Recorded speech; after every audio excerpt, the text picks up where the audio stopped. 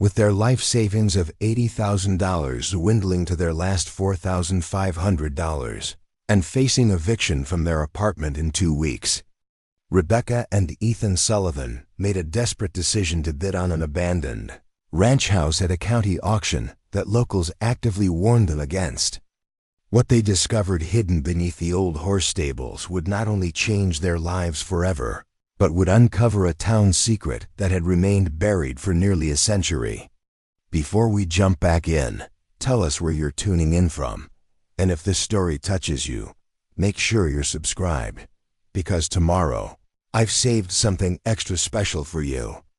Rebecca Sullivan stared at their joint bank account balance displayed on her laptop screen. $4,579.23. Just 14 months ago. She and Ethan had been the proud owners of Sullivan Design Studios, a thriving interior design business with several employees, ongoing commercial projects, and a comfortable financial cushion that allowed them to dream of starting a family. Now at 35 and 38 respectively, Rebecca and Ethan were staying with his sister's family, sleeping in the spare bedroom, storing their remaining possessions in a small storage unit, and watching their finances evaporate with each passing day. The economic downturn had hit small creative businesses particularly hard, but Sullivan Design Studios had been devastated by a perfect storm of misfortune. Their largest client, a boutique hotel chain, had abruptly canceled 3 major contracts when their expansion plans collapsed. Then a flood had damaged their studio space, destroying irreplaceable material samples and design mock-ups. The final blow came when their business insurance denied the claim on a technicality, leaving them to cover the damages out of pocket. Rebecca and Ethan had fought to save the business for months, draining their personal savings, selling their condo at a loss, even borrowing from family members who could afford to help. But in the end, Sullivan Design Studios had folded, leaving them with nothing but debts, damaged professional reputations, and a profound sense of failure that tested their 7-year marriage. "We could accept your parents' offer," Ethan suggested gently as Rebecca closed her laptop with a sigh. Her parents had offered to let them live in their basement apartment in Seattle until they got back on their feet. "You know we can't," Rebecca replied, the familiar argument resurfacing. "Dad would take control of everything. Within a week, he'd have you interviewing for corporate jobs you'd hate and me giving up on design altogether to get a real career, as he calls it." Ethan didn't disagree. Rebecca's father, a successful banking executive, had never approved of their creative careers or their decision to start their own business. His help would come with suffocating conditions and daily reminders of their failure. "We'll figure something out," Ethan said, squeezing her hand. "We always do." But privately, both wondered how much longer they could maintain that optimism. Ethan's sister had been generous, but with 2 teenagers and a husband who worked from home, the 3-bedroom house was cramped, and the strain was becoming apparent in subtle ways: fewer family dinners, more closed doors, the artificial cheerfulness when discussing future plans. As Rebecca scrolled through apartment listings they couldn't afford on her phone, a county auction notice caught her eye. Most of the listings were for tax-seized properties, with starting bids far beyond their means. But one listing stood out: an abandoned ranch property called Pinewood Haven, located 50 miles outside the city. The minimum bid was just $4,000. The property description wasn't promising. 40-acre parcel with main house, approx. 3,200 square feet, in poor condition. 3 outbuildings including stables. No utilities currently connected. Significant repairs needed throughout. Property sold as is with no warranties expressed or implied. The accompanying photos showed a weathered 2-story farmhouse with a sagging roof, broken windows, and a wraparound porch that had partially collapsed in places. The outbuildings looked equally neglected, with the stables particularly dilapidated. The land itself was overgrown, with what had once been paddocks and gardens now reclaimed by nature. "Ethan, look at this," Rebecca said, passing him the phone. Their professional instincts kicked in immediately, both of them assessing the structure, seeing past the decay to the bones of the place. Victorian farmhouse, probably 1880s or 1890s, Ethan noted, zooming in on architectural details. "Those gables are intact. The foundation looks solid from what I can see. The land alone has to be worth more than $4,000, Rebecca added, scrolling through the listing. "Why is the starting bid so low?" "Probably needs a fortune in repairs," Ethan said practically. "And it's miles from anywhere." But something about the property had captured their imagination. Both had grown up in suburban developments, Rebecca in Seattle, Ethan in Portland, and had built their design business in the city. But they'd always been drawn to older properties, to spaces with history and character. "We could do this," Rebecca said suddenly, her voice gaining enthusiasm for the first time in months. "We have the skills. This is literally what we do or did. Reimagine spaces, see the potential where others see problems." "Beck, it's a complete wreck," Ethan said, though she could see the interest in his eyes. "We'd need to live in it while renovating, with no utilities and probably a leaking roof." "We're designers who specialize in historical renovations," Rebecca countered. "We've guided clients through dozens of projects like this.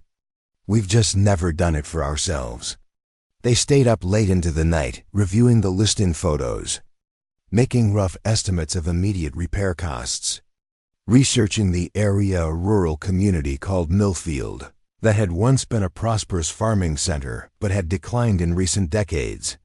The auction was scheduled for the following morning.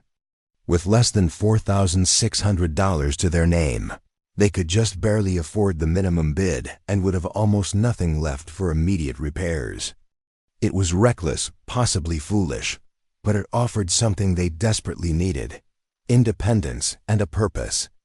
"If we do this," Ethan said as they finally prepared for bed, "we're all in. No safety net, no backup plan. Just us, our skills, and whatever we can salvage from that wreck of a house." Rebecca nodded, a nervous excitement building in her chest. All in. The county courthouse auction room was packed with property investors, house flippers, and developers, all clutching bid cards and reviewing listing sheets. Rebecca and Ethan felt out of place in their casual clothes, acutely aware that many of these people were professionals with financial backing and experience in property auctions. When Lot 27, Pinewood Haven Ranch, came up, they exchanged a nervous glance before Ethan raised his bid card. $4,000, he called out, his voice surprisingly steady despite his racing heart. The auctioneer glanced around the room. "I have $4,000 for Lot 27. Do I hear 4,500? Rebecca held her breath, waiting for someone to outbid them. The silence stretched for what felt like an eternity.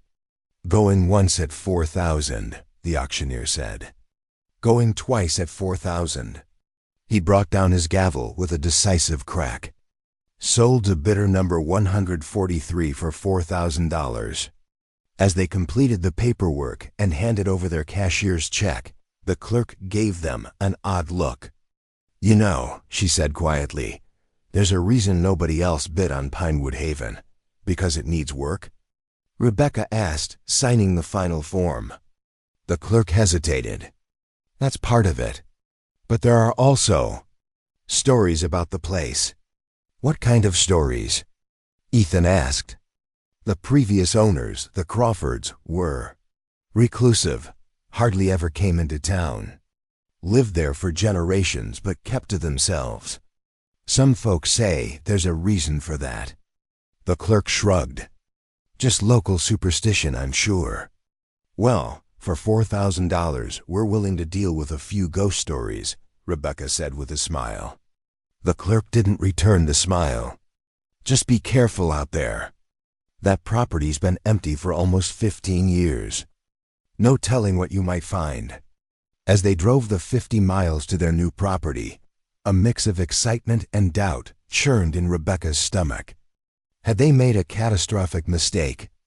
They had just spent nearly all their remaining money on a property they had never visited in person, in a town they knew nothing about, based on auction photos and desperate hope. When they finally turned onto the long gravel driveway, the reality of their purchase hit them full force. Pinewood Haven looked even more forsaken in person than it had in the auction photos. The main house sat atop a gentle rise, its white paint peeling to expose weathered wood siding beneath. The roof had visible holes, and several windows were broken or boarded up. The wraparound porch sagged dangerously on one side, and vegetation had grown up through the wooden steps. Preparing and narrating this story took us a lot of time, so if you are enjoying it, subscribe to our channel. It means a lot to us. Now back to the story. What have we done? Rebecca whispered as they parked their car and stepped out onto their new property. The air smelled of pine and damp earth, the late afternoon sun casting long shadows across the overgrown fields. Despite the dilapidation, there was an undeniable beauty to the setting, the distant mountains visible on the horizon, the ancient oak trees surrounding the house, the gentle slope of land that would catch the morning sun. Armed with a flashlight and basic tools, they approached the main house. The front door was secured with a rusted padlock, which broke easily with one strike of Ethan's crowbar. The door creaked open to reveal a musty interior thick with dust and cobwebs. The floorboards groaned beneath their weight as they stepped inside, the sound echoing through empty rooms. The house had been abandoned with furniture still in place, though much of it was covered in sheets that had once been white but had yellowed with age and were now spotted with mold. In what must have been the living room, a stone fireplace dominated one wall, while built-in bookshelves lined another. The kitchen contained appliances from the 1970s, and the cabinets hung at odd angles, their contents long since removed or damaged by rodents. They continued their exploration, finding 4 bedrooms upstairs, each with heavy wooden furniture that would have been valuable if not for the water damage from the leaking roof. The master bedroom contained a 4-poster bed and an antique writing desk positioned before a large window that would have once provided views across the property. As daylight began to fade, Rebecca and Ethan returned to their car to retrieve sleeping bags, a camp stove, and the supplies they had hastily packed. Though the house was in disrepair, it offered more shelter than continuing to impose on Ethan's sister.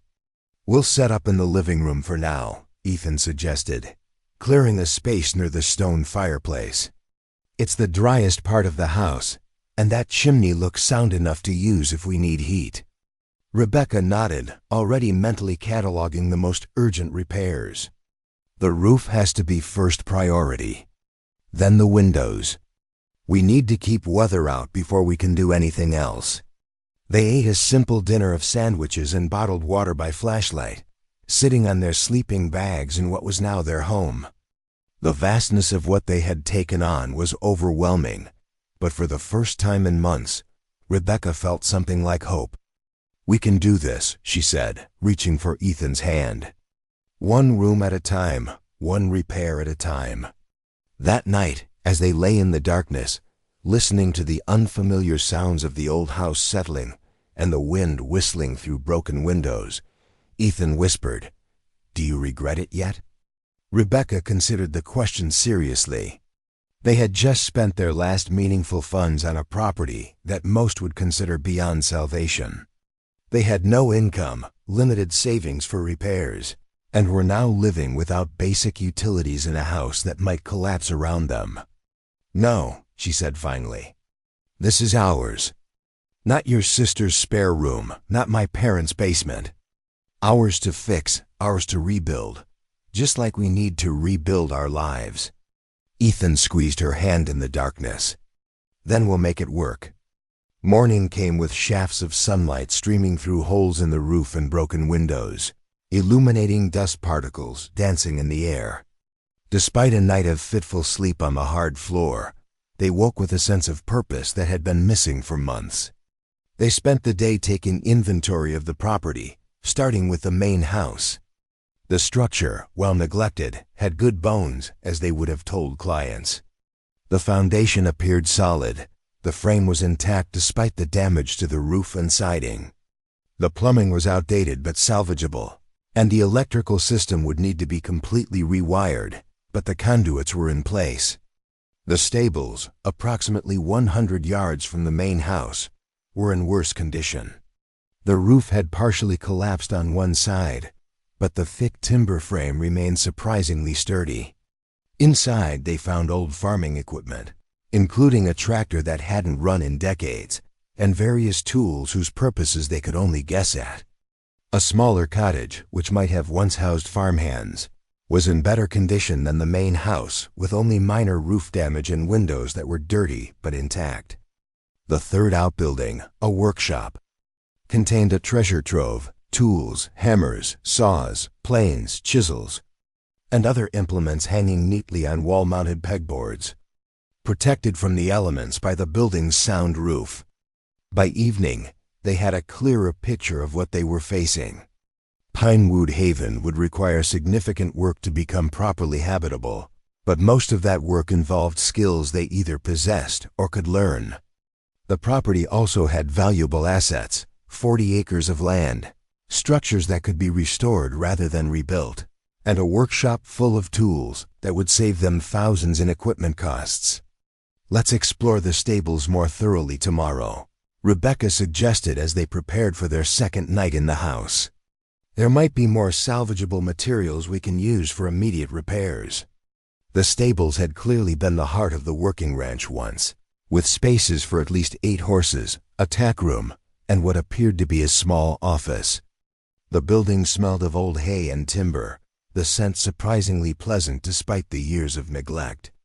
As Ethan examined the collapsed section of roof, Rebecca wandered deeper into the stable block, her flashlight beam cutting through the gloom. At the far end was a door leading to what she assumed was a storage area. The door was secured with a padlock similar to the one they had broken on the main house. "Ethan," she called, "bring the crowbar. There's another locked room back here." The padlock yielded easily to the crowbar, but the door itself was stuck, swollen with moisture and age.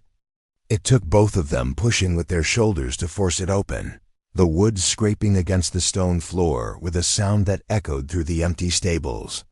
Rebecca's flashlight beam revealed a space approximately 15 feet square.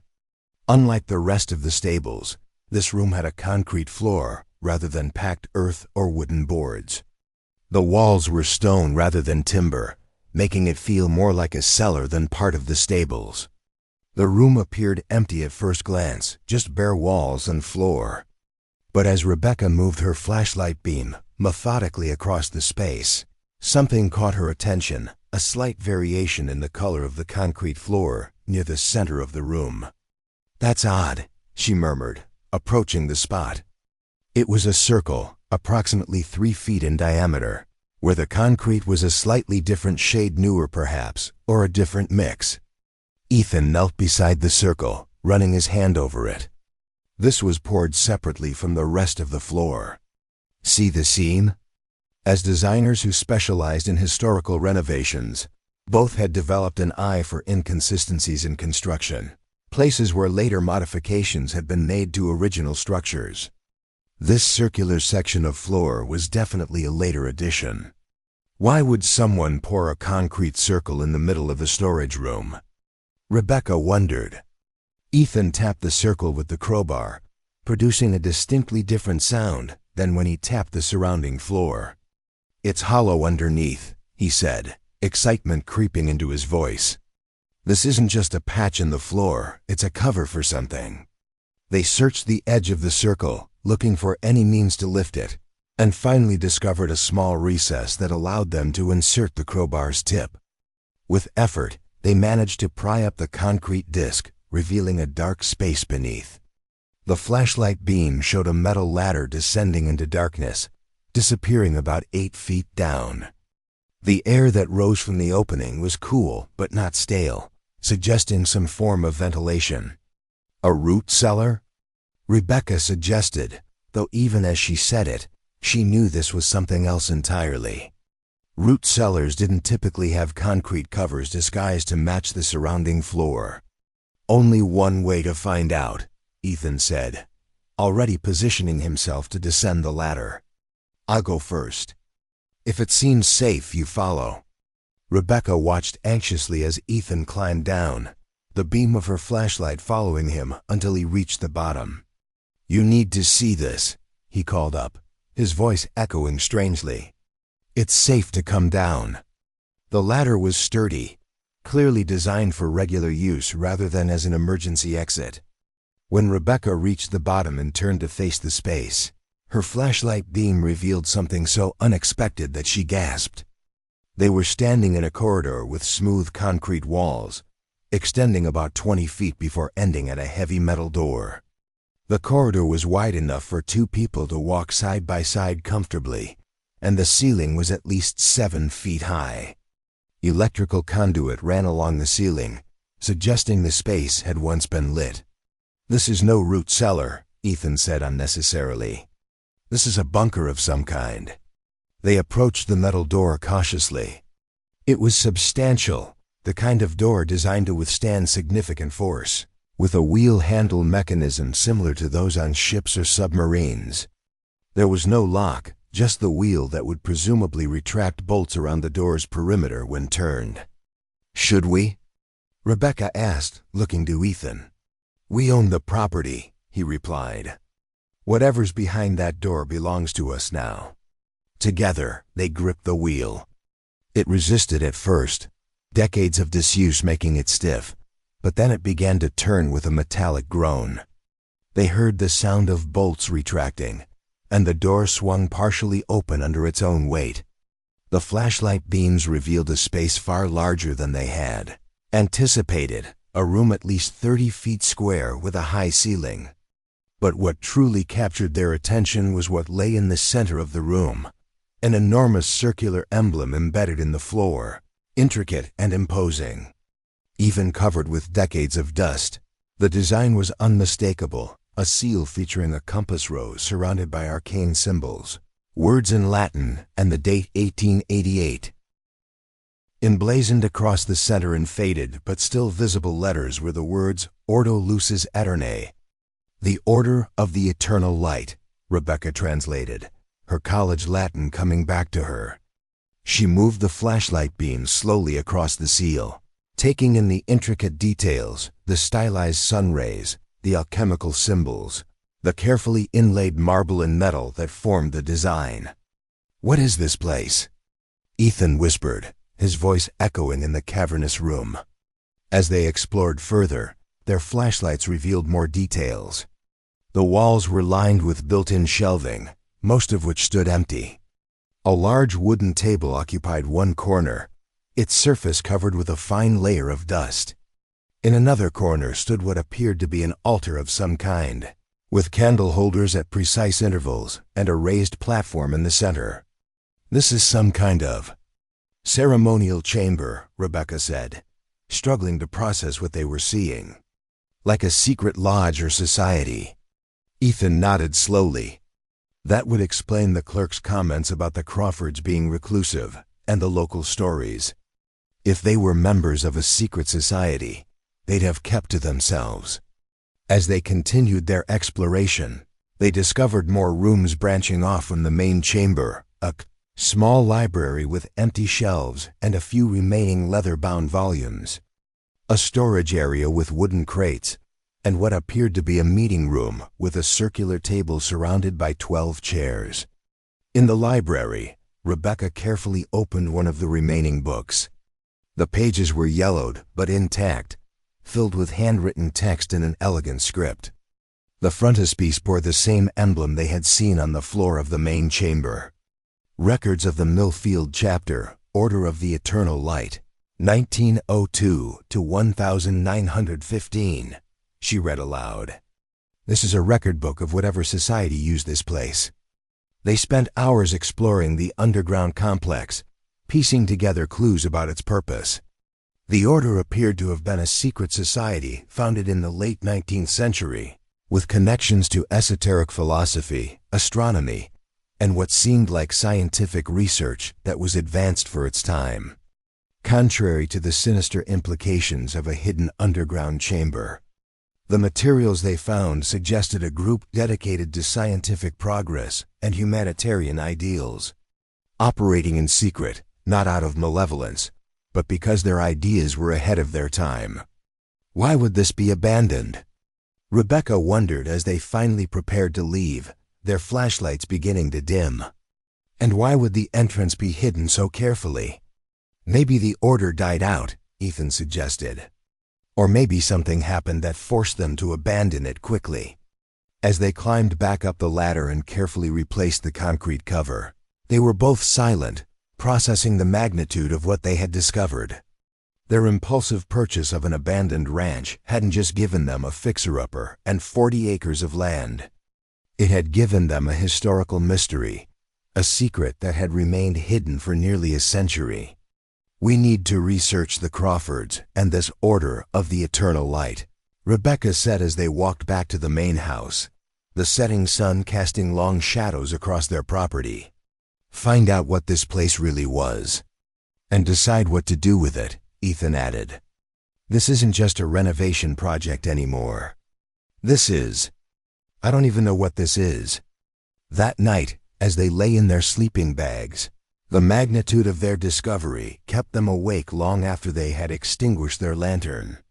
The abandoned ranch had already represented a chance to rebuild their lives after losing everything. Now it offered something neither had anticipated, a genuine historical discovery, a mystery spanning generations, and perhaps even a purpose beyond mere survival. "Whatever happens," Rebecca whispered in the darkness, "at least life isn't boring anymore." Ethan chuckled softly. "Be careful what you wish for." The morning arrived with golden rays filtering through the damaged roof, casting scattered patches of light across the dusty floors. Rebecca awoke first, momentarily disoriented by the unfamiliar surroundings, before remembering this was their home now. Pinewood Haven Ranch, their $4,000 gamble on a new beginning. Ethan still slept. Exhaustion etched on his face even in repose. Rebecca slipped quietly from her sleeping bag and made her way to one of the intact windows, wiping away decades of grime with her sleeve to better see their property in the morning light. The landscape was both wild and beautiful. Overgrown fields stretched toward distant tree lines, the land gently rolling before rising toward mountains on the horizon. Even in its neglected state, she could see the property's potential, the bones of gardens waiting to be restored, the natural contours of the land that could guide future landscaping. But her thoughts kept returning to their discovery beneath the stables. The underground chambers with their mysterious seal, the abandoned meeting rooms, the cryptic records of the Order of the Eternal Light. What had happened here? Why had such an elaborate complex been abandoned and concealed? Rebecca pulled out her phone to research the order online, but the signal was weak and inconsistent. Another practical challenge of rural living they'd need to address. Making a mental note to look into satellite internet options, she tucked the phone away and began to assess their most immediate needs. Water was the first priority. The property had a well, but the pump was inactive without electricity. Food was limited to what they'd brought, and their remaining funds, just under $500, would need to stretch until they could generate income. When Ethan woke, they shared a breakfast of granola bars and bottled water, discussing their plan for the day. "We need to get into town," Ethan said. "Find out where we can get materials for basic repairs, see about restoring utilities, and maybe learn something about this order from locals." The town of Millfield was smaller than they had expected, a single main street with brick, buildings dating back to the early 1900s, many of them vacant or repurposed. A hardware store, grocery, diner, post office, and a few small businesses formed the commercial heart of the community. They parked in front of Millfield Hardware and Supply, figuring it would be a good place to start gathering information, as well as materials for urgent repairs. A bell jingled as they pushed open the door, and the familiar smell of cut wood, metal, and various chemicals greeted them. The store was surprisingly well stocked, with narrow aisles packed with tools, building materials, and agricultural equipment. "Morning. What can I help you with today?" called a voice from behind the counter. A man in his 60s with a neatly trimmed gray beard and wire-rimmed glasses looked up from an inventory sheet. "Just looking around," Ethan replied, approaching the counter. "We've recently purchased property in the area and need to assess what supplies we'll need." The man's eyebrows rose slightly. "New to Millfield, then?" Joe Mercer, owner of this establishment for going on 40 years. He extended a weathered hand. "Ethan Sullivan," he replied, shaking Joe's hand. "And this is my wife, Rebecca. We just bought Pinewood Haven Ranch." Joe's friendly expression shifted subtly, surprise evident in his features. "The Crawford place? That's been sitting empty since old William passed. Quite a project you've taken on there." "We're discovering that," Rebecca said with a wry smile. "The roof's our first priority, significant damage in several areas." Joe nodded thoughtfully. "I can help you with materials for that. Got good quality shingles, roofing felt, flashing. What's your background in construction?" "We're actually designers," Ethan explained. "Specialized in historical renovation and restoration. We've managed projects similar to this, just never lived through one ourselves." "That'll serve you well at Pinewood Haven," Joe said, writing on a notepad. "That place has some unique features that need a skillful hand. While I'm putting together a materials list, you might want to head over to Maggie's Diner for breakfast. Best food in the county, and Maggie's family has been here longer than anyone." Taking the suggestion, they walked to Maggie's Diner, a classic small-town establishment with chrome-trimmed exterior and large windows. Inside, about half the tables were occupied, and heads turned as they entered, curious gazes following them as they chose a booth near the back. A woman in her 50s with auburn hair streaked with silver approached their table, coffee pot in hand. "Morning, strangers. Coffee?" "Please," Rebecca replied, accepting the menu she offered. "You must be the folks who bought the Crawford place," she said matter-of-factly, filling their cups. "I'm Maggie. This is my place." "News travels fast," Ethan observed. "That's small towns for you," Maggie replied with an easy smile. "We don't get many newcomers, especially ones bold enough to take on Pinewood Haven. What brings you to our corner of nowhere?" They gave her this simplified version. Former design business owners looking for a fresh start after the recession, drawn to the affordable property and the challenge of restoration. "Well, you've certainly found yourself a challenge," Maggie said. "William Crawford let that place go to seed long before he passed. His father, Jonathan, kept it up better, though he was just as private." Rebecca saw an opening. Joe mentioned the Crawfords kept to themselves. "Any particular reason why?" Maggie shrugged. "The Crawfords have been fixtures in this area since the 1880s. Founded the town, really. Garrett Crawford made his fortune in mining, then switched to agriculture when the mines played out. Built that ranch and owned half the businesses in town at one point. What do you know about an organization called the Order of the Eternal Light?" Ethan asked casually. Maggie's coffee pot froze midway to refilling his cup. Her eyes narrowed slightly. "Where'd you hear that name?" "We found some old books in the house," Rebecca said, the partial lie coming easily. "Record books with that name. Looked like some kind of club or society." Maggie set the coffee pot down, glancing around to ensure no other customers were listening closely. She slid into the booth beside Rebecca, lowering her voice. "The Order isn't something folks around here talk about much. Not anymore. But since you bought the property, you have a right to know." She paused, collecting her thoughts. "The way my grandmother told it, the Order started in the 1880s with Garrett Crawford and a group of like-minded men scientists, philosophers, forward thinkers. This was a time when new ideas were challenging old ways of thinking. Evolution, electricity, women's rights changes were coming fast. And the order was part of that? Rebecca prompted. They believed in progress, scientific and social. But their ideas were too radical for the time. They advocated for women's education, racial equality, scientific advancement without religious constraints. Things that seem obvious now but were controversial then, especially in a rural community. Why keep it secret? Ethan asked. Self-preservation, Maggie replied. The local church considered them heretics. Businessmen feared their progressive ideas about workers' rights. So they met in secret, funded research, published papers under pseudonyms. For decades, they were quietly influential in scientific circles while maintaining respectable public facades in the community. Rebecca exchanged a glance with Ethan. This aligned with the materials they'd found, but didn't explain the elaborate underground complex or its eventual abandonment. What happened to them? She asked. Maggie's expression darkened. The incident of 1923. At least that's what my grandmother called it. Something happened at one of their meetings, an experiment gone wrong, some say. Others claim it was sabotage by those who opposed the order.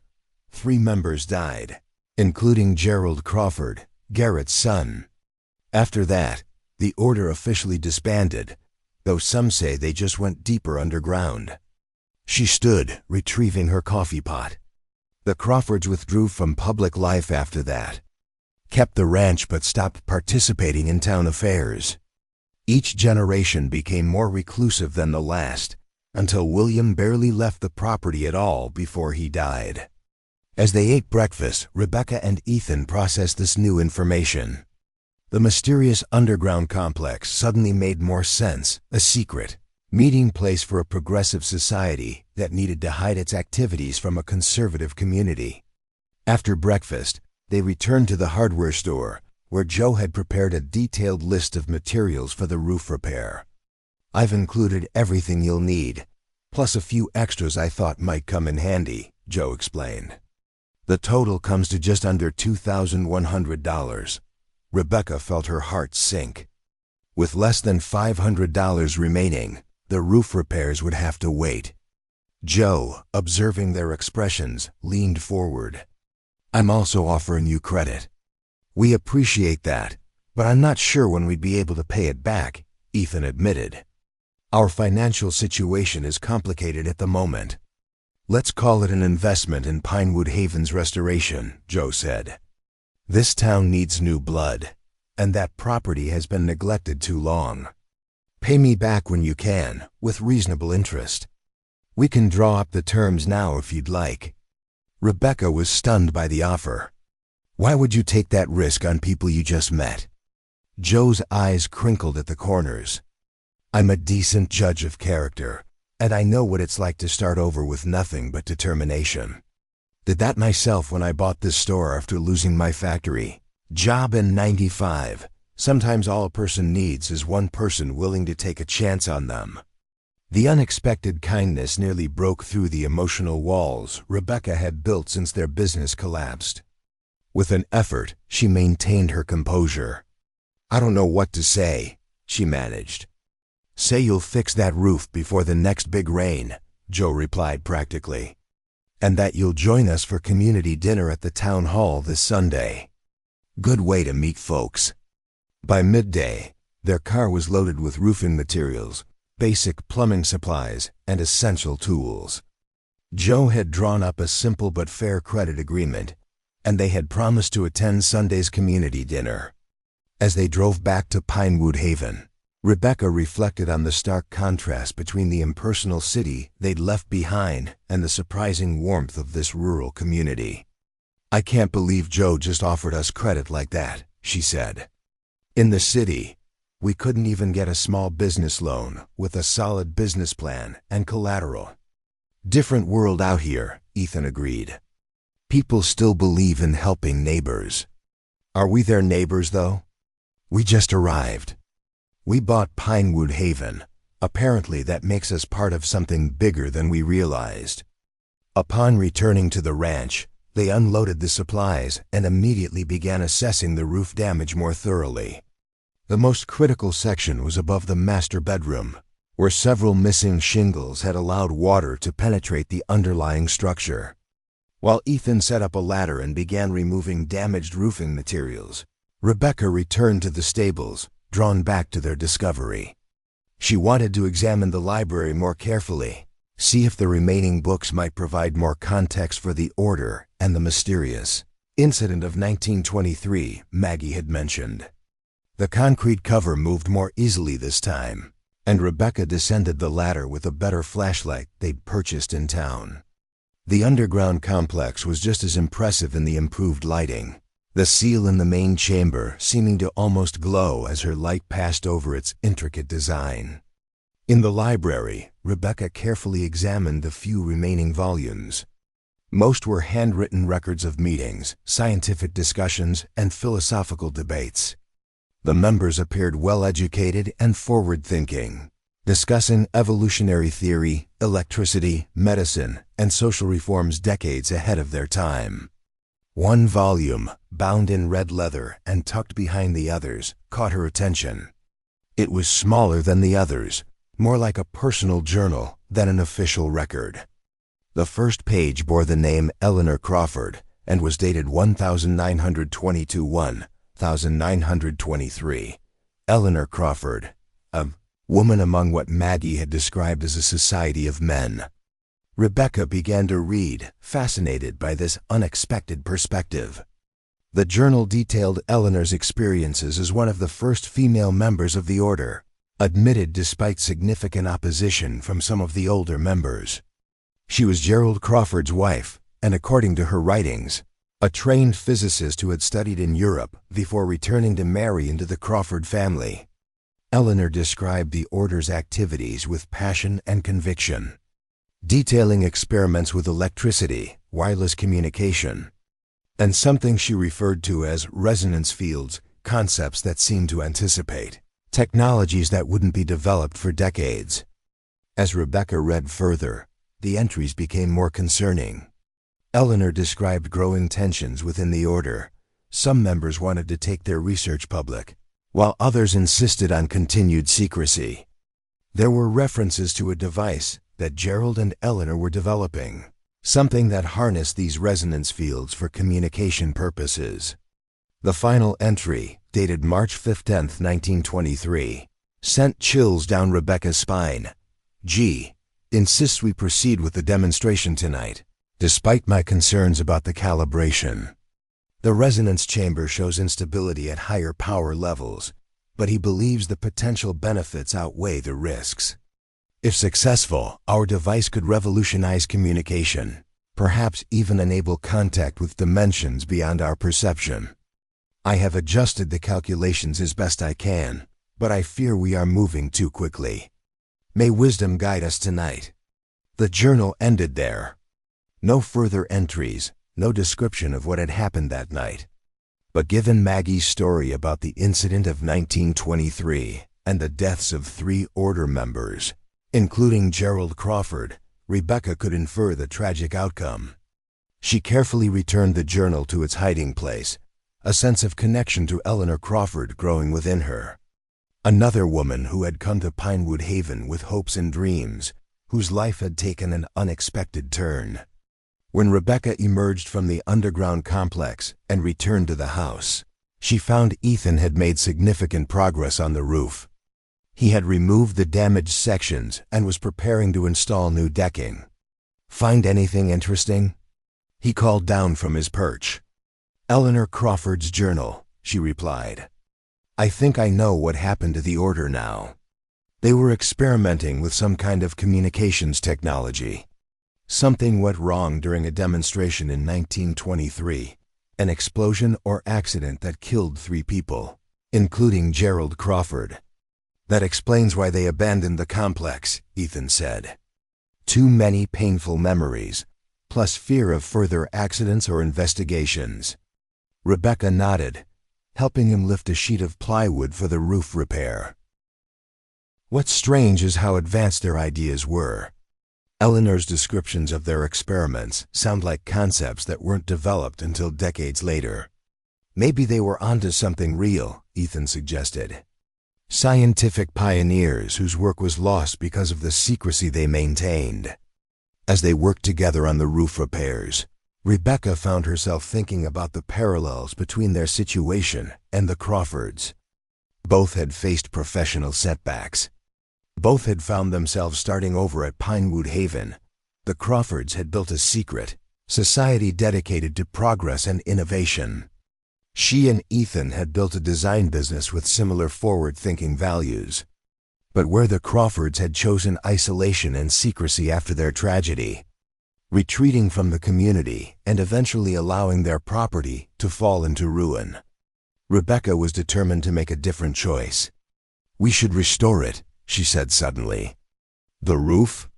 "That's what we're doing," Ethan replied, confused. "No, the underground complex. Clean it, document it, preserve it. It's an important piece of local history. Scientific pioneers who were ahead of their time." Ethan paused in his work, considering the idea. What would we do with it afterward? Turn it into a museum? Use it ourselves? "I'm not sure yet," Rebecca admitted. "But it feels important. Like we were meant to find it, to keep its history from being lost forever." By sunset, they had completed temporary repairs on the most damaged section of the roof. The following day, they would continue with more permanent solutions. But for now, the house was protected from immediate weather damage. As they ate dinner on the porch, watching the sunset paint the sky in shades of orange and purple, Ethan said, "You know, most people would be terrified to find a secret underground complex on their property. They'd probably sell and run." Rebecca smiled. "We're not most people. We've never taken the easy path." "No, we haven't," he agreed. "And it hasn't always worked out well for us. This time feels different," she said, looking out over their land. "This time, I think we've found something worth fighting for, not just a property to restore, but a legacy to preserve." As darkness fell over Pinewood Haven Ranch, they sat in comfortable silence, watching stars appear in the clear country sky. The enormity of what they had undertaken, restoring a derelict ranch while uncovering a historical mystery, should have felt overwhelming. Instead, it felt like purpose, like meaning. For the first time since losing their business, Rebecca and Ethan weren't just surviving. They were beginning to dream again, not of wealth or professional acclaim, but of creating something meaningful from the ruins they had inherited. The Order of the Eternal Light had believed in progress, in pushing boundaries, in creating a better future through innovation and cooperation. Perhaps, in their own way, Rebecca and Ethan could carry that torch forward, bringing light back to Pinewood Haven after decades of darkness. The community dinner at Millfield's Town Hall on Sunday evening was unlike anything Rebecca and Ethan had experienced in the city. Long tables covered in checkered cloths stretched across the main room of the century-old building, laden with homemade dishes brought by local families. The atmosphere was warm and inviting, the air filled with conversation and laughter that echoed off the high wooden ceiling. They'd arrived early at Joe's suggestion, and he greeted them at the door, introducing them to a steady stream of locals whose names blurred together. Everyone seemed genuinely interested in meeting the couple brave enough to take on Pinewood Haven, as they were repeatedly described. "Don't be overwhelmed," Joe advised quietly as they found seats. "Small towns run on connections. These folks are just figuring out where you fit in the local ecosystem." Rebecca was surprised by how quickly conversation flowed. Their background in design attracted interest from several homeowners considering renovations, and their plans for Pinewood Haven sparked lively discussion. Most people expressed admiration for their ambition, though a few exchanged meaningful glances at the mention of the property that suggested lingering superstitions. Midway through the meal, a slender woman in her 70s with silver hair pulled into an elegant bun approached their table.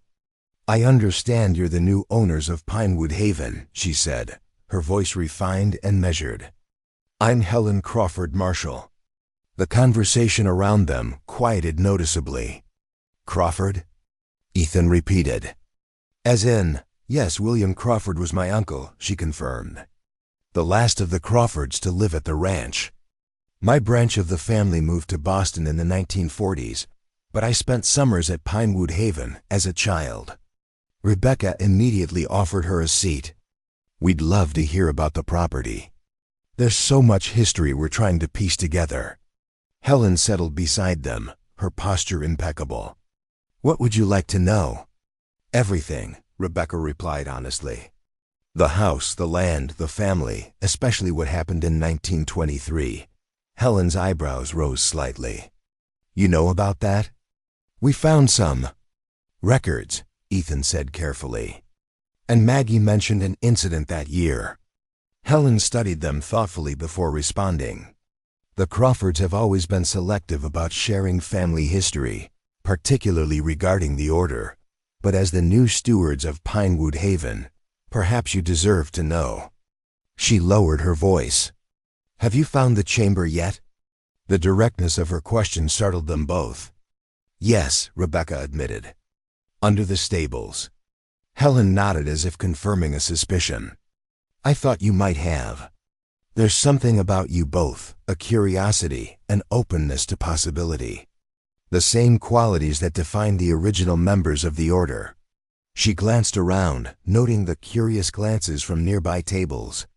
"This isn't the place for such a conversation.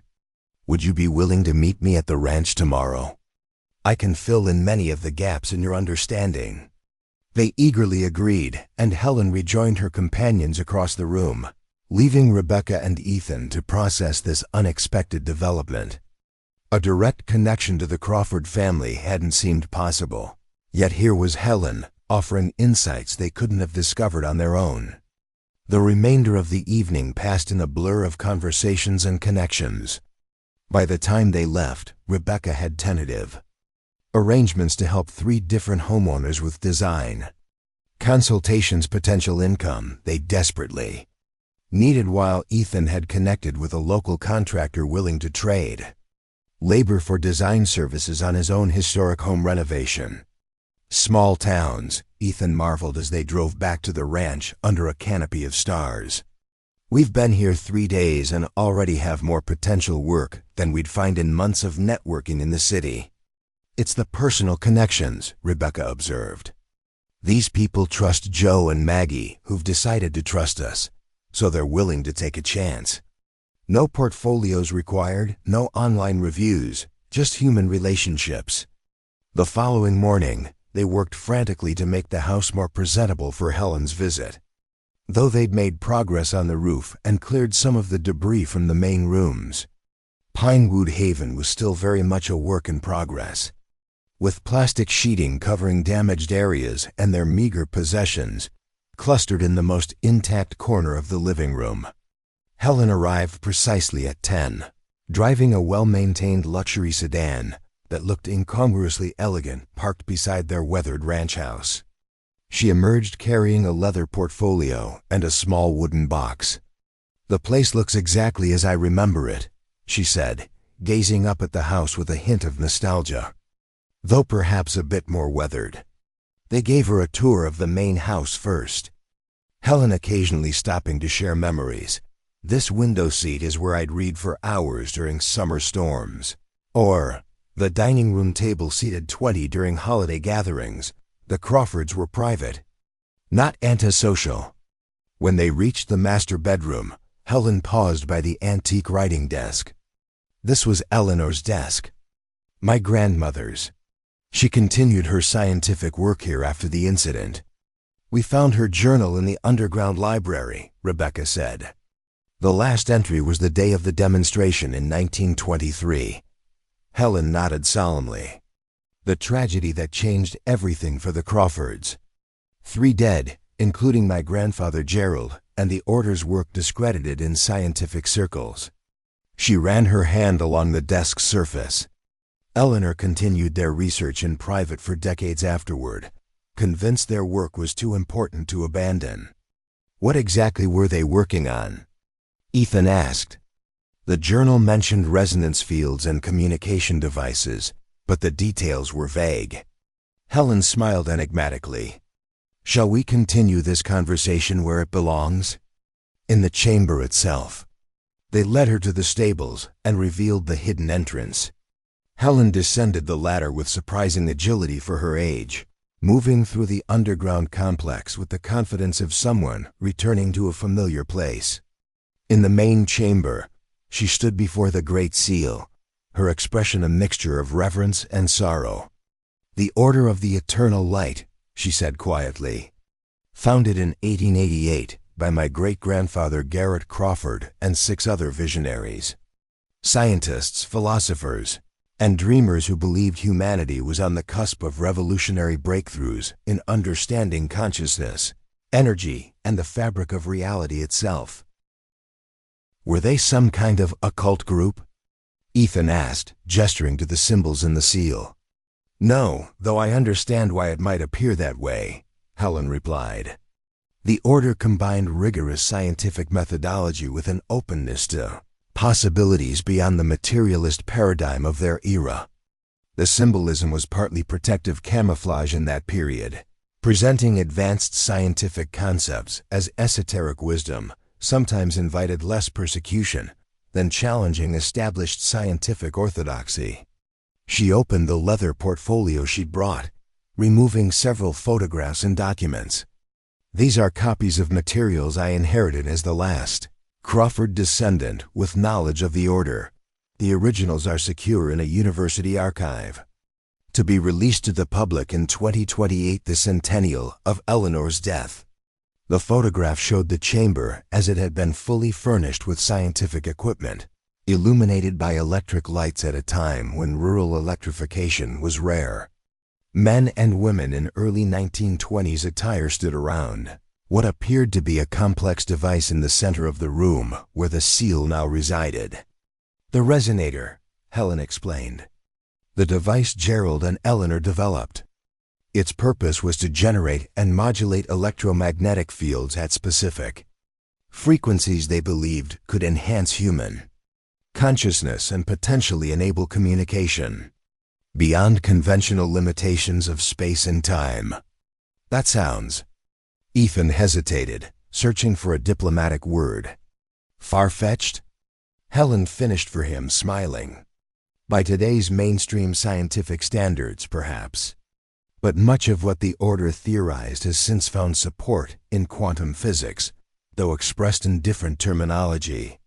They were decades ahead of their contemporaries, which was both their triumph and their downfall. She handed them a technical diagram of the device. Despite their design background, the schematic was largely indecipherable to them, showing components and connections unlike any conventional electronics. What happened that night? Rebecca asked. The night of the incident? Helen's expression sobered. According to Eleanor's later writings, which I've studied extensively, the resonator was activated at higher power levels than previously tested. Gerard was attempting to demonstrate communication across vast distances without conventional transmission methods, what we might now call quantum entanglement, though that concept wasn't developed until decades later. She walked slowly around the perimeter of the seal. Something went catastrophically wrong. The energies involved exceeded their calculations. There was what Eleanor described as a cascading resonance effect that caused the device to overload. The resulting explosion killed Gerald and 2 others instantly, injured several more, and destroyed most of the equipment. But not the chamber itself, Ethan noted, looking at the intact structure around them. The chamber was specifically designed to contain energetic experiments, Helen explained. What wasn't anticipated was the psychological impact. The survivors were traumatized. Most abandoned the research entirely. The order officially disbanded, and the underground complex was sealed first temporarily, then permanently as the years passed. Except for Eleanor, Rebecca said, remembering the journal. She continued. Helen nodded, her expression softening. My grandmother was extraordinary. She lost her husband, witnessed a traumatic event, and faced the collapse of their shared vision, yet she persevered. For decades, she refined their theories, conducted smaller experiments, and maintained correspondence with select scientists around the world who were exploring similar concepts. She opened the small wooden box she had brought, revealing an object that looked like a pocket watch. This is the only surviving component of the original resonator, modified by Eleanor over many years. She called it a harmonic key and believed it could safely access the phenomena they were studying without the dangers of the full apparatus. Rebecca hesitated, then asked the question that had been forming since they discovered the chamber. "Why are you sharing all this with us? We're strangers who happened to buy your family property." Helen studied them both before answering. "The Crawford line has ended. I never had children, and my cousins have no interest in or knowledge of this history. When Pinewood Haven was sold at auction, I could have purchased it myself to preserve the secret, but something told me to wait to see who would be drawn to it." She smiled warmly. The order believed in synchronicity, meaningful coincidences that revealed deeper patterns. Two designers specializing in historical renovation, with the technical skills to appreciate this place and the imagination to understand its significance. Purchasing Pinewood Haven for a nominal sum when you could have gone anywhere. That feels like synchronicity to me. Helen handed Rebecca the harmonic key. "This belongs here, with the chamber, as do these documents. The university will receive the originals as planned, but Pinewood Haven should retain copies of its own history." "What should we do with all this?" Ethan asked, gesturing to encompass the chamber and its history. "That's entirely up to you," Helen replied. "The Crawfords were stewards of this legacy for generations. Now that responsibility has passed to you, not by blood, but by choice, which the order would consider equally valid. You could restore it as a historical site, continue the research if you're so inclined, or simply preserve it for future generations." As they climbed back up to the surface world, Helen added one final thought. "Whatever you decide, remember that the Order's ultimate purpose wasn't technological advancement for its own sake. It was to expand human potential and understanding, to bring light to darkness, literally and figuratively. That mission never becomes obsolete." After Helen departed, promising to stay in touch and share more family documents, Rebecca and Ethan sat on the porch steps, watching the afternoon sun cast long shadows across their property. "Did that really just happen?" Ethan asked. "Did an elegant septuagenarian just hand us a family legacy involving quantum physics, experiments from the 1920s, and basically say, 'Your turn'?" Rebecca laughed, turning the harmonic key over in her hands. Its brass surface was warm to the touch, engraved with the same symbols from the Order's seal. "Seems that way. The question is, what do we do with it?" That question remained unanswered as they threw themselves into the work of making Pinewood Haven habitable. The next 3 weeks passed in a blur of activity. The roof repairs were completed just before a major rainstorm tested their work. Basic plumbing was restored, providing running water to the main house. They scavenged usable furniture from throughout the property, creating a comfortable living space in 2 downstairs rooms. Their financial situation improved gradually. Rebecca began consulting with local homeowners on interior design projects, working for a combination of cash and bartered goods or services. Ethan established a partnership with a contractor in a neighboring town, providing architectural drawings for restoration projects. It wasn't the income they'd enjoyed at the height of their business success, but it was enough to begin repaying Joe and to purchase necessities. Throughout this period, they spent evenings researching the Order and the Crawfords, piecing together a more complete history from Helen's documents, local library resources, and the materials found in the chamber itself. The story that emerged was fascinating, a group of progressive thinkers who had created a space for intellectual freedom and scientific inquiry decades ahead of mainstream acceptance. They were trying to democratize knowledge, Rebecca observed one evening as they reviewed meeting minutes from 1912, sharing scientific papers with farmers and shopkeepers, teaching advanced mathematics to women and minorities who were excluded from universities. It wasn't just about their experiments. It was about creating the world they wanted to live in, Ethan agreed. Starting with their own community. This revelation sparked a new perspective on their own situation. They had been focused on personal survival and restoration of the property, but what if, like the Order, they could think more expansively about their purpose at Pinewood Haven? The opportunity to explore this idea came unexpectedly. The town council, learning of their design expertise and their discovery of the Order's history, invited them to present at a special meeting focused on Millfield's economic development. "Tourism is our only growth industry," explained the council chair, a retired teacher named Patricia. "We need something distinctive to attract visitors. Your discovery could be that attraction, if handled appropriately."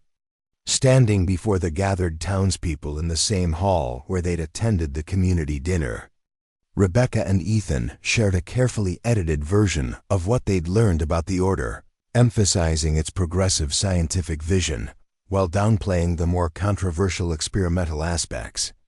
Pinewood Haven was home to a remarkable group of forward thinkers, Rebecca explained, showing historical photographs Helen had provided. They believed in the power of knowledge, innovation, and community cooperation during a time of rapid social change. "The parallels to our current situation are striking," Ethan added. "Millfield, like many small rural communities, faces economic challenges and population decline. The Order's approach, combining respect for tradition with openness to innovation, offers a potential model for revitalization." Their presentation concluded with a proposal to establish Pinewood Haven as a center for both historical tourism and contemporary innovation. The main house would be restored as a museum dedicated to the Order and the Crawford family, while the outbuildings would be converted into workshop spaces for artists, craftspeople, and small-scale entrepreneurs. "The Order created a space where new ideas could flourish," Rebecca said. "We can honor that legacy by making Pinewood Haven a place where Millfield's future can take shape, informed by its unique past." The response was enthusiastic, though practical questions immediately arose about funding, timeline, and community involvement. A committee was formed to explore grants and historical preservation funds, while several locals volunteered skills and materials for the restoration work. As the meeting concluded, Maggie approached them with an appraising look. "You two are full of surprises. When you first showed up, half the town thought you'd be gone within a month, overwhelmed by that wreck of a property. Now you're proposing to revitalize the whole community. Too ambitious?" Ethan asked. Maggie shook her head. "Just ambitious enough. This town's been stuck in the past for decades, mourning what it's lost instead of building something new. Maybe it took outsiders who respect history without being trapped by it to show us a different path." Over the following months, progress accelerated. With community support and volunteer labor, the exterior of the main house was restored to its former glory. The roof was completely replaced, the wraparound porch rebuilt, and the peeling paint scraped away and renewed in the original colors, discovered under layers of weathering. Inside, they focused on creating a livable space for themselves, while preserving the historical elements that would eventually form part of the museum. The underground chamber was carefully documented and minimally restored, enough to make it safe for visitors without destroying its authentic character. The harmonic key that Helen had given them remained a source of fascination. Rebecca researched its principles, consulting with a physicist from the State University who expressed amazement at the sophistication of the design given its era of creation. The Crawfords were conceptualizing principles we didn't formally discover until the 1970s, the professor explained during a visit to the chamber. If their work hadn't been shrouded in secrecy and tragically interrupted, they might have advanced physics by decades. 6 months after purchasing Pinewood Haven, Rebecca and Ethan hosted an open house for the community. The property was still a work in progress, but the transformation was remarkable. The main floor of the house had been restored to period-appropriate condition, with informational displays about the Crawford family and the Order of Eternal Light. A temporary pathway led visitors to the stables, where the underground chamber was open for guided tours, creating a sensation among locals who had heard rumors about the order for generations, but never imagined the elaborate facility beneath the unassuming ranch. As twilight approached and the last visitors departed, Rebecca and Ethan stood on the rebuilt porch, arms around each other, surveying their property. Solar-powered lanterns illuminated the pathway to the stables, while the house glowed with warmth behind them, no longer a desperate last resort, but a home with purpose and meaning. When we lost the business, I thought we'd lost everything that mattered, Rebecca said softly. Our work, our identity, our future. I never imagined we'd find something bigger than what we lost. Ethan nodded, understanding completely. We were so focused on rebuilding our old life that we couldn't see the possibility of building something new, something that isn't just about us and our success, but about community and continuity. As darkness settled over Pinewood Haven, they could see the lights of Millfield in the distance, a community being revitalized partly through their efforts. The property that had once represented their last desperate chance had become the foundation for not just their personal renewal, but for something that would outlast them, just as the Order's legacy had outlived its original members. The harmonic key sat on the mantelpiece inside, a reminder that the most profound innovations come from seeing beyond conventional limitations and having the courage to explore unknown territories, whether in science, in community building, or in reimagining one's own life after profound loss. The Order believed in bringing light to darkness, Rebecca remembered Helen's words. I think we're doing that in our own way. In the soft glow of the porch light, they stood together at the threshold of their home. No longer desperate refugees from financial collapse, but stewards of a legacy and architects of a future neither could have imagined when they placed that fateful bid on an abandoned ranch that no one else wanted. 1 year after purchasing Pinewood Haven, Rebecca stood at the entrance to the underground chamber, watching as the documentary film crew set up their equipment.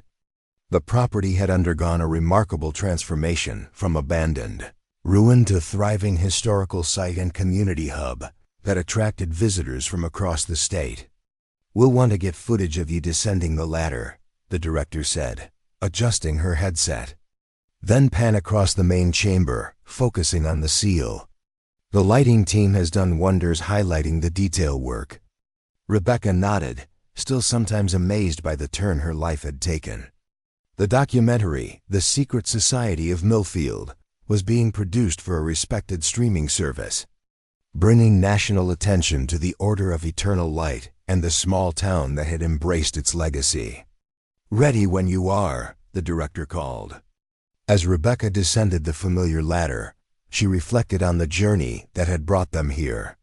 The desperate gamble on a property no one wanted had evolved into something neither she nor Enford have imagined, not just a personal sanctuary, but a catalyst for community renewal. The main chamber now featured carefully designed lighting that highlighted the intricate seal while maintaining the authentic atmosphere. Glass display cases along the walls housed artifacts and documents related to the Order, including replicas of their scientific equipment based on Eleanor's detailed drawings and notes.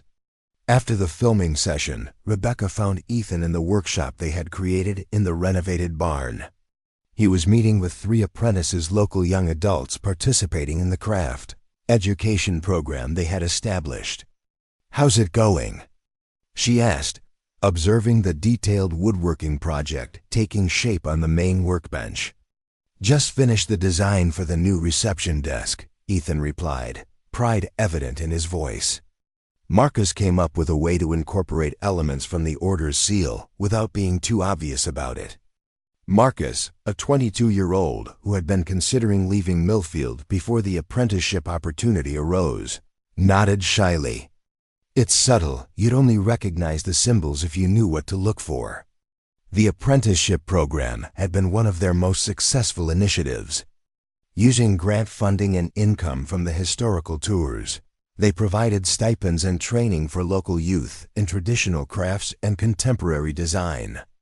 The products created furniture, textiles, and decorative items were sold in a cooperative gallery in town, providing sustainable income for the participants and revitalizing Millfield's main street. After the apprentices departed for the day, Rebecca and Ethan walked the property together, a daily ritual that helped them maintain perspective on how far they had come. The main house gleamed in the late afternoon sun, its Victorian details restored with historical accuracy. The gardens, once overgrown, now featured heirloom varieties that Eleanor Crawford had documented in her journals. Sometimes I can hardly believe this is the same place we bought for our last $4,000, Rebecca said, slipping her arm through Ethan's as they followed the stone path toward the small cottage they had renovated as their private residence. Leaving the main house dedicated to the museum and educational programs. Remember how terrified we were that first night? Ethan laughed. Sleeping on the floor with rain coming through the roof, wondering if we'd made the biggest mistake of our lives. It could have gone either way, Rebecca acknowledged. If Helen hadn't approached us, if the town hadn't embraced the project, if we hadn't received that first grant, if we hadn't lost everything first, Ethan added quietly. That's the part one keep coming back to. We had to lose it all to find this. The loss of their design business had seemed catastrophic at the time, the end of their professional identities, their financial security, and nearly their marriage. Yet from that loss had come an unexpected rebirth, not just for them personally, but for an entire community. Miss Sullivan, a voice called from the driveway. Zoe, a 16-year-old intern from the local high school, was waving excitedly. The university team is here. They've brought the scanning equipment. The arrival of the research team from the state university was the culmination of months of preparation. Led by Dr. Abernathy, the physicist who had first examined the harmonic key, the team would be conducting non-invasive studies of the underground chamber using advanced imaging technology. This is truly unprecedented, Dr. Abernathy explained as his team unloaded equipment from their van. The chamber's construction shows properties we wouldn't have believed possible for the 1920s, the way it shields electromagnetic radiation while simultaneously containing certain frequencies. It's as if they understood principles of quantum field manipulation before the theoretical framework even existed. The research partnership represented the next phase of Pinewood Haven's evolution. Beyond preserving the order's history, they were now helping to continue its scientific mission, exploring the boundaries of knowledge with an open mind while maintaining rigorous methodology. As the research team set up their equipment, Rebecca received a call from Patricia, the town council chair. The grant proposal was approved. Patricia announced without preamble full funding for the expansion of the educational center and the renovation of the old Millfield Bank building for the Innovation Hub. The Innovation Hub had been Rebecca's most ambitious proposal, yet a space where entrepreneurs, artists, and technologists could collaborate on projects that blended traditional skills with cutting-edge approaches. Inspired by the Order's interdisciplinary philosophy, the former bank building on Millfield's main street, vacant for 15 years, would become a co-working space, technology center, and small business incubator. That evening, they hosted a community celebration on the grounds of Pinewood Haven. Tables and chairs spread across the lawn, string lights hanging from trees, and local musicians playing on the rebuilt porch created a festive atmosphere. The residents of Millfield mingled with visitors from neighboring towns, university researchers, and state officials who had supported the various projects. Joe from the hardware store, who had given them their first credit when they had nothing, raised a toast. To Rebecca and Ethan Sullivan, who saw potential where the rest of us saw only a liability. You didn't just restore a house, you helped us rediscover our community's spirit. As applause rippled through the gathering, Rebecca felt a momentary disorientation. The gap between their desperate beginning and this moment of celebration seemed almost unbridgeable. Yet each step along the way had been clear and necessary, building organically from one possibility to the next. Later that night, after the guests had departed and the cleanup was complete, Rebecca and Ethan sat on the porch of their cottage, sharing a quiet moment beneath the stars that shone with particular brilliance in the rural darkness. "I found something today while the film crew was setting up," Ethan said, removing a small object from his pocket. It was wedged behind one of the bookshelves in the underground library. He handed her what appeared to be a small leather journal, its pages yellowed with age. "I think it's Eleanor's from after the incident. The last entry is dated 1926. Rebecca carefully opened the delicate volume, angling it toward the porch light. The handwriting was instantly recognizable from the previous journal they had found Eleanor Crawford's elegant script, though perhaps less steady than in the earlier volume. "I've continued the work alone these past 3 years," she read aloud. "Without Gerald, without the Order's support, progress has been slow. But today, I achieved what we had thought impossible. For 17 minutes, the harmonic key maintained a stable field. Within that field, I perceived what can only be described as echoes, impressions of consciousness, not my own." Rebecca looked up, meeting Ethan's gaze. She was still conducting experiments. By herself. "Keep reading," Ethan encouraged. "I believe now that the resonator's catastrophic failure was not due to flawed design but to our limited understanding of consciousness itself. We approached the problem as engineers rather than as whole beings. The technology functioned as intended, but we were unprepared for the responsibility it entailed. The key insight, which came to me not in the laboratory but in the garden, watching the interplay of sunlight and shadow, is that consciousness and energy are not separate phenomena, but expressions of a unified field. Our instruments can detect and measure this field only when the observer's consciousness is appropriately attuned." Rebecca paused, absorbing the implications. She was decades ahead of quantum consciousness theories. "This is remarkable." She continued reading. "I will not rebuild the resonator. The risks are too great, and the world is not yet ready. But I will preserve the harmonic key in my research for those who may come after, those who might approach these mysteries with both scientific rigor and spiritual humility. Perhaps they will complete what we began, not by building more powerful machines, but by understanding the true nature of the consciousness that observes and interprets the universe." The final passage sent a shiver down Rebecca's spine.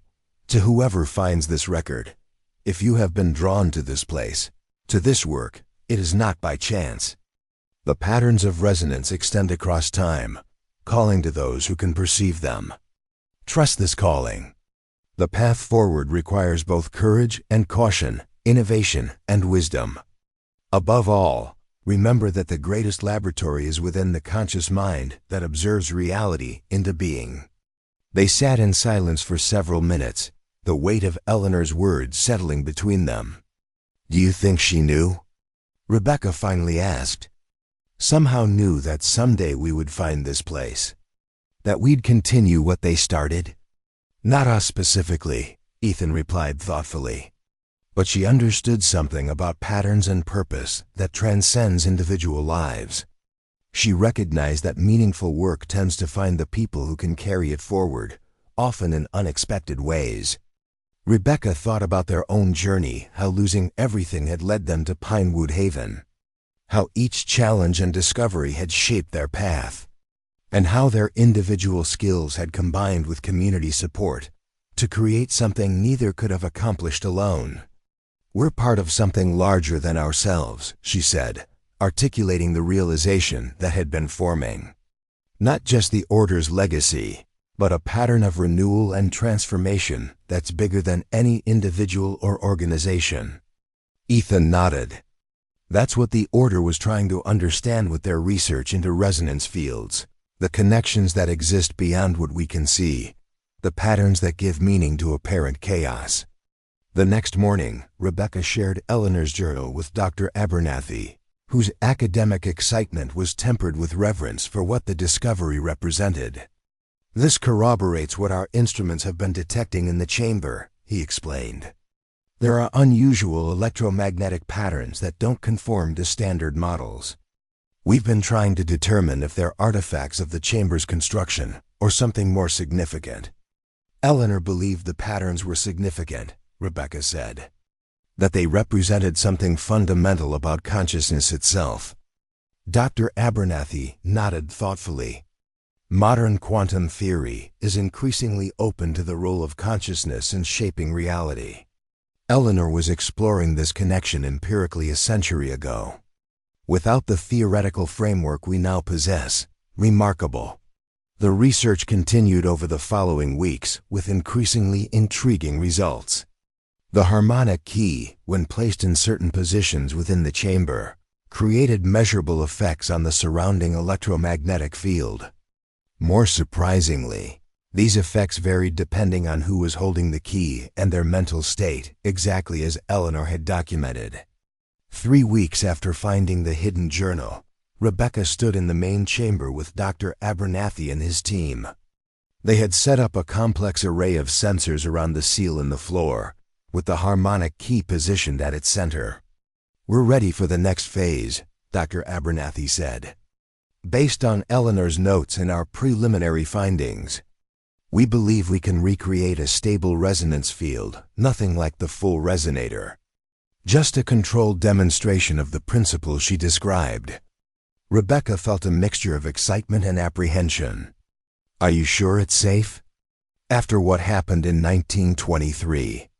"Absolutely," the physicist assured her. "We're using minimal power, comprehensive monitoring, and multiple fail-safes. The catastrophic failure of the original resonator involved energy levels thousands of times greater than what we're using today." As the team initiated their experiment, Rebecca thought about how profoundly her life had changed since that desperate day when she and Ethan had bid on an abandoned ranch with their last $4,000. What had begun as a last resort shelter had become a home, then a historical site, then a community center, and now a cutting-edge research facility. The instruments hummed softly as power flowed through the experimental setup. Screens displayed readings that meant little to Rebecca, but had the research team exchanging excited glances.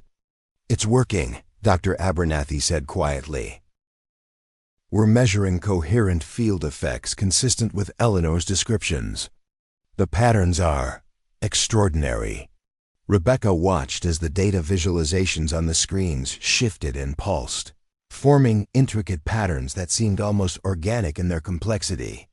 Though she lacked the scientific background to fully understand what she was seeing, she felt an intuitive recognition. These patterns reflected something fundamental about reality itself. "Eleanor wrote that the patterns extend across time," she said, calling to those who can perceive them. Dr. Abernathy nodded without taking his eyes from the displays. "There's growing scientific interest in the idea that consciousness itself may exist in a field-like state that transcends conventional limitations of time and space. What we're seeing here could be empirical evidence supporting that hypothesis." The experiment continued for precisely 17 minutes, the same duration Eleanor had documented in her final journal entry before the team powered down the equipment. The atmosphere in the chamber was charged with a sense of significance that went beyond scientific discovery. "This is just the beginning," Dr. Abernathy said as they ascended from the underground complex. "With your permission, we'd like to establish a permanent research facility here, the Eleanor Crawford Institute for Consciousness Studies. That evening, as Rebecca shared the day's events with Ethan, she felt a deep sense of completion, not an ending, but the fulfillment of a cycle that was simultaneously personal and universal. "When we lost the business, I thought we had failed," she said, watching the sunset paint the sky in brilliant hues above their restored property. "Now I understand we were just being redirected toward something more meaningful than we could have imagined." "From designers of spaces to stewards of a legacy," Ethan mused. "It's not the path we planned, but it's the one that found us." "Because we were open to possibility," Rebecca added. "Because when we had nothing left but each other and our skills, we were willing to take a risk on a place everyone else had written off as worthless." As twilight deepened into night, they walked the grounds of Pinewood Haven together, passing the main house with its museum displays illuminated for evening visitors, the workshop where apprentices learned traditional crafts alongside digital fabrication techniques, and the research facility where Eleanor Crawford's pioneering work was finding new expression through contemporary science. The abandoned ranch that had represented their last desperate chance had become something neither could have envisioned, a nexus where past and future, tradition and innovation, individual purpose and community needs converged in harmonious resonance. "Eleanor wrote that the greatest laboratory is within," Rebecca said, stopping to gaze at the stars emerging above. "The conscious mind that observes reality into being." I think what she meant is that transformation of ourselves, our community, our understanding of reality begins with how we choose to see possibilities where others see only problems. Ethan squeezed her hand. "Like seeing a home and a future in an abandoned ranch that everyone else avoided." "Exactly," she agreed. "And now that transformation ripples outward from us to the community, from the community to the researchers, from their discoveries to who knows where. All because we were desperate enough, or brave enough to bid on a property no one else wanted." As they completed their circuit of the property, returning to their cottage beneath the ancient oak trees, Rebecca felt profound gratitude for the failure that had led to this unexpected fulfillment. The loss of their business, which had once seemed like the end of everything important, had been merely the closing of one door so that another, far more significant one could open. Pinewood Haven stood as testament to the possibility of renewal, not just of buildings and landscapes, but of purpose and community, of scientific inquiry and human connection. The secret that no neighbor had dared to open had become a source of light, illuminating paths forward that extended far beyond the boundaries of their 40 acres. In the gentle evening breeze, Rebecca could almost imagine she heard Eleanor Crawford's voice, echoing across the decades. "Trust this calling. The path forward requires both courage and caution, innovation and wisdom." Words that had guided their journey from desperation to discovery, from loss to legacy. "I think Eleanor would be proud," Ethan said quietly, as if reading her thoughts. "Not just of the research or the restoration, but of how we've helped revive the spirit of the order, bringing people together across differences to explore possibilities and create something meaningful." Rebecca nodded, watching the lights of Millfield glowing in the distance. No longer a fading rural community, but a vibrant small town with a renewed sense of identity and purpose. "The greatest transformation," she said, "isn't in the buildings or the research or even the community projects. It's in how we see ourselves and our place in the world. That's what we really found when we opened that door no one else dared to touch, not just a hidden chamber, but a new way of being." Up next, you've got 2 more standout stories right on your screen. If this one hit the mark, you won't want to pass these up. Just click and check them out. And don't forget to subscribe and turn on the notification bell so you don't miss any upload from us.